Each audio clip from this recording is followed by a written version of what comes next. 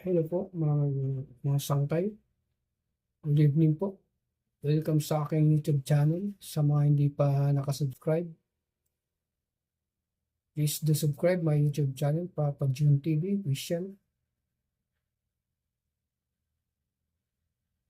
Pakunting lang, pahingi naman ng konting lambing ko. Wala pong bayad ang pag-subscribe, pag-like. Malaking tulong na po sa amin yan, sa aming mga content creator. Ngayon na po sa akin na nagsisimula pa na ako. Magandang gabi, magandang tanghali, magandang umaga. Mga sangkay. Ito na nga, may pag-uusapan naman tayo about sa mga kumakalat ng mga issue ngayon laban sa ating mahal na Pangulo. Shoutout nga pala dun sa mga PBBM supporters. Magmatiyag tayo, magbantay tayo. Kasi marami ng threat, pagbabanta ang lumalabas sa social media. Nabalak na nilang patayin ang ating mahal na Pangulo. Hindi tayo papayag, huwag tayong pumayag na gawin nila ito, na may sa katuparan nila ito. Hindi tayo papayag mga PBBM supporters. Magbantay tayo. Kasi itong mga DDS na yun, talagang desperado na sila. Lahat gagawin nila, di man kung ano nung ginagawa nila, paninira sa social media, hindi pinapansin ng Pangulo. Bagkos ang Pangulo ay lalong ginaganahan gumawa ng tama. Kabi-kabila ang tulong kung saan-saan saan pupunta. Kabi-kabila naman ang batikos itong mga DDS. Ano ba talaga ang gusto nyo, mga DDS? Ano bang gusto nyo? Maghari ang mga alagad nyo? Tanging hangarin nyo lang naman. Dalawang tao lang naman ang sinusuportahan nyo. Magising na kayo mga DDS. Huwag lang Duterte, Sara. Ano ba kayo? Pa ba kayo nagigising sa katotohanan? Na ginagamit lang kayo?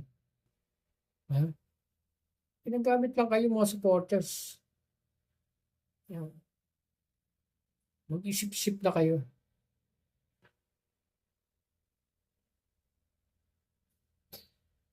Diba? Pero kayo pang bibintang sa administrasyon, sa PBBM, sa mahal naming Pangulo. Pero ang ginagawa ng Vice Presidente niyo, diba?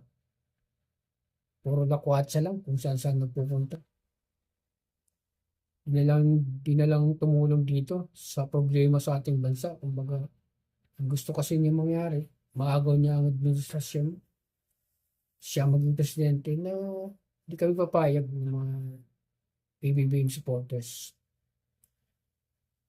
Kasi pag napalitan ng PBBM ang pamamahala ni PBBM, wala na. Back to zero ulit tayo. Babalik na naman tayo sa dati. Andiyan na naman yung mga nakawan. Lalo na itong mga issue ngayon. Diba? Ang dami nagbabanta. Tapos ngayon, sisisi sa Pangulo na magpabayang Pangulo. Isa nga lang yung bukod tanging nagsambulat itong issue na to. Wala siyang pakialam kung sino tamaan. Di ba? Sa panahon ni Duterte, nagawa ba ito? Wala siyang nagawa, di ba? Sabi pa nga niya, ng presidente niyo, sabi pa nga, hindi niya kayang gawin. Mag-antay daw ng may Marcos ulit na manalo. Sa mga sangkay, di ba? Inamin na ng Pangulo ni PPRD na hindi niya kaya. Kasi paano niya imbestigahan yung mga tao niya, yung mga kalyado niya. Saka mismo siya, di ba? Noon pa yan, yung Katolia, yung ano na yan, yung mga flood control na yan, yung panahon pa ni Pinoy, dumaan sa Duterte administration. Taas ngayon lang naungkat sa pamahalaan ng PBBM. Tapos ngayon, sisisiyo sa Pangulo namin. Grabe naman. Di ba kayo nag-isip mga digis? Isipin nyo. Ngayon, ang dami-dami ng ano, nasasagasaan, dami ng lumalabas sa mga bibig ng mga, ayun sa hearing na, sa Senate hearing ngayon, ang dami ng involved ng mga tao, ng malaking tao. Hindi lang congressman, hindi lang DPWH official, hindi lang secretary, pati mga senador. Ang dami nang involved, ang daming nadadawit na ngayon. So, ano na, kumbaga, ano, paano na tayo, paano na, ano, di lang pala ito ngayon lang. Alam mo kung di lang nagpa-imbestigas, alam mo kung di lang nagpa-imbestigas si Pangulong Marcos, di pa malalaman itong mga ganito, di ba? Ang tagal na pala nito. Ginagawa tayo mga tanga nito, mga mambabatas, mga senador, na walang ginawa kundi mag-destay sa kaban ng bayan. Alam mo yung mga project nila, buko na eh. Ano na eh, huli na lahat eh. Lahat ng project yan, substandard. Alam mo, ang nagbuko sa mga katiwalaan na ito eh. Kaya malaking God's grace talaga. Tulong talaga ng Pangulo. Mabait talagang Panginoon. Ba itong mga baba ngayon, kung hindi umapaw ang buong Metro Manila, di pa malalaman itong mga katiwalaan ngayon sa flood control. Na bilyon-bilyong piso ang nilabas ng gobyerno para sa mga flood control na to. Bakit pinabaha? Yung imbestigahan, ito na nga, lumabas na. Ang mga katiwalian na pala, may mga nakaw dito, nakaw doon. Ako, grabe. Nakakalula. Grabe. Grabe ang mga nangyayari sa bayan natin ngayon, di ba? So, hindi natin maintindihan. Kaya, ngayon ang panahon natin, mga PBB supporter, huwag natin hayaan na manalo ang mamuno ang mga DDs ulit. Napilit nila inaagaw ngayon ang gobyerno, marami silang pagbabanta. Kasi ayaw nila mabulgar yung mga katiwalian nila, lahat, damay-damay na, hindi lang ito Manila, pati Davao, kahit saang sulok ng mundo ng Pilipinas. Nabubunyag yung mga katiwalian na ginawa. Yung mga nayupak na itong mga sabit sa ano, katiwalian. Grabe. Ilang years ginawa nila, no? Siguro sa isip-isip ko lang, ha?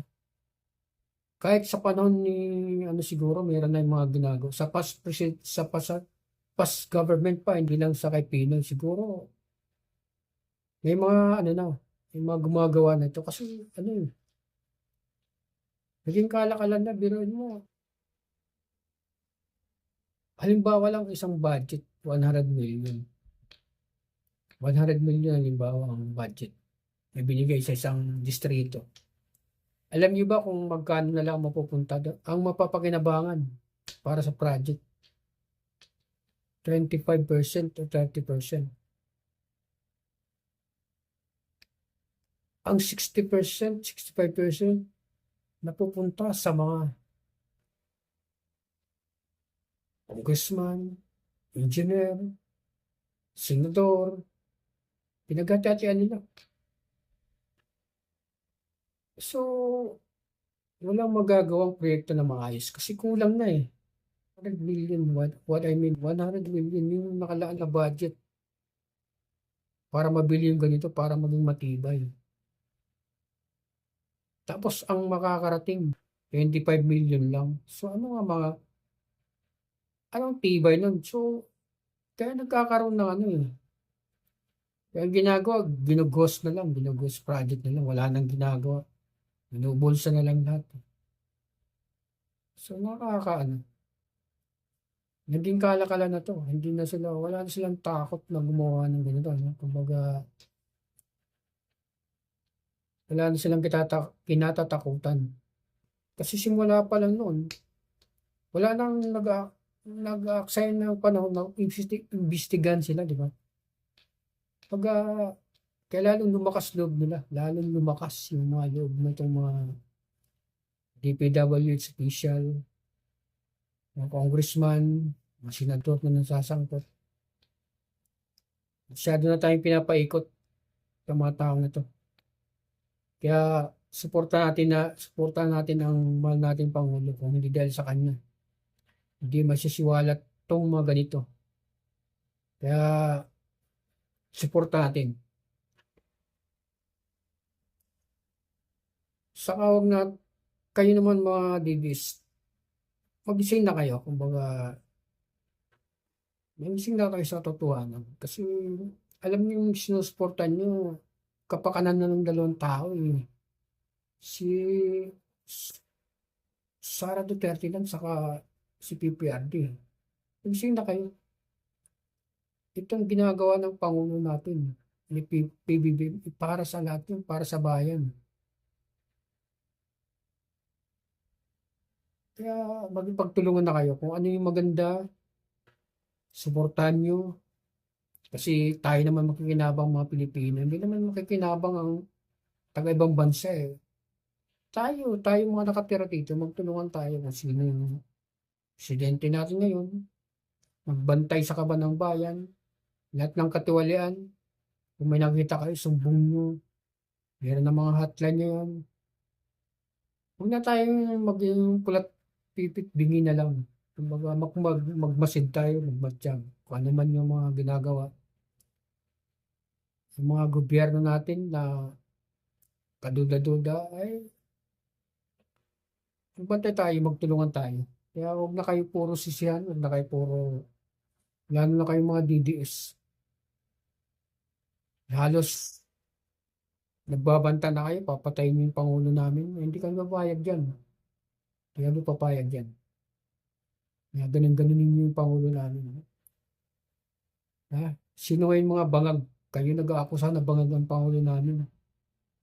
Wala nga kayong ebidensya kayo mga bangag kasi puro droga nga ang ano. Nasasangkot sa inyo. Yung panahon pa ni Duterte, puro droga. Diba? So bakit nyo inaakusan yung taong walang ginagawa? Di ba kayo mga Pilipino? Ano pa yung mga nag-uudyok sa inyo? Huwag na isipin yung pansarili nyo. Isipin nyo yung susunod na henerasyon, lalo yung mga anak nyo. Susunod pa sa atin, isipin natin yun. Di man tayo makinabang ngayon. And the next years, makikinabang yung mga susunod sa atin, mga anak natin, mga apo natin. Next generation, sila ang makikinabang sa ginagawa ng gobyerno ngayon. Kaya please lang, huwag na tayo magsisiyan. So mga sangkay, hanggang dito na lang ang aking talakayan ngayon. Kung sa mga hindi pa nakasubscribe sa aking YouTube channel, pindutin po ang notification bell para update kayo sa aking YouTube channel. Please pahit po para naman po malaking tulong na po yung subscribe button. Subscribe nyo sa akin, like nyo. Salamat po sa mga PBBM supporter. Please supportan niyo ako. Salamat po.